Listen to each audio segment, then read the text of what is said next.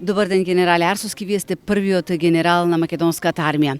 Како се создаваше македонската армија? Кои беа предизвиците со кои што се соочи македонската армија пред 32 години? Многу тешко. Многу тешко. Можеме да кажем дека во општиот пад на Југославија и JNA веќе не се знаеше кој пие, кој плаќа. Едноставно, ние прво ги собравме офицерите кои ни беа најпотребни и со нив разговараваме што ќе правим понатаму. Но она што беше прикажано кај Глигоров, тоа почнаме да го правиме. Тој беше изненаден колку детално му беше објаснето каква армија се формира. А почнаме од нулата. Немаме одела. Па нарачаме да се направат планински капи на кои ставиме петокраки и со нив ги обележаме веќе дека се тие членови на армијата. Имаат белег. Го повикав Кондовски, еден од најголемите сликари на Македонија. Мене беше професор одно време и го повикав да ми исцрта секој дел на униформата, со која боја ќе биде, како биде, кај да стои, како да стои. Се ми донесе без денар да бара од мене. Какво беше чувството да се создаде собствена армија, да се носи, да се искажуваат првите команди на македонски јазик и да се носи униформа со државното знаме на Република Македонија со сонцето од Кутлеш? Јас ја направив прво. Првата книга на воени изрази во Македонија.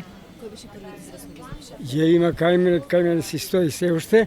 И првото книжче на кое пишува команди на македонски јазик. Значи, сето тоа беше формирано веќе, направено. Ние мораме да си почнеме да зборуваме на македонски, затоа што луѓето беа дојдени од разни страни. Од Хрватска, од Словенија, од Босна и Херцеговина, од секаде. Дојдоа преку 750 офицери. Значи, ние имаме кадар. Тој кадар беше обучен. Не моравте да го обучувате. Тој кадар само мораме да го претвориме во македонец. Тешко ли беше? Не беше тешко воопшто. Македонецот учи добро јазици, а својот јазик веќе го позна. Треба да го обнови. Сите добија од овие книги за изрази и за команди. 32 години подоцна имаме нова армија. Дали оваа армија може да одговори на предизвиците и да обезбеди, да гарантира безбедност на граѓаните на Македонија? Ова армија каква ја имаме, одамна зборував за резервниот состав. Јас кога бев началник на штаб, ние имаме, верували или не, 300.000 резервен состав. Кој од партизанските единици, кој од територијални единици и кој од единиците на JNA кои беа тука. Резервата веднаш си ја добиме. Само распоредот го направиме и имаме резерва. Со таа резерва ние војуваме 2001 година. Можете да менувате како сака. Сега нема тоа. Што по вас треба да се направи? Што е неминовно? Регрутниот систем, тоа го рече и председателот кој ги фала многу. Мора да постои во Македонија. Мора. Ние немаме сега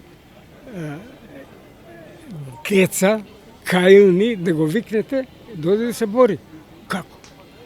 Дали треба да се врати повторно служење на редовен воен рок?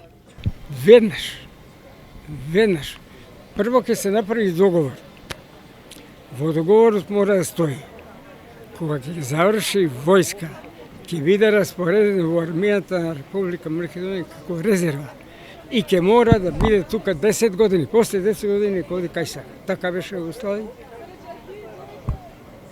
На крајите вие формирате човек, граѓанин, кој може да работи се. Тоа ќе реши политиката. Не решава генерал Тарсовски, бидејќи одамна пишува таа работа. Политиката ќе се уруши тоа браш. Ви благодарам, генерале Арсовски.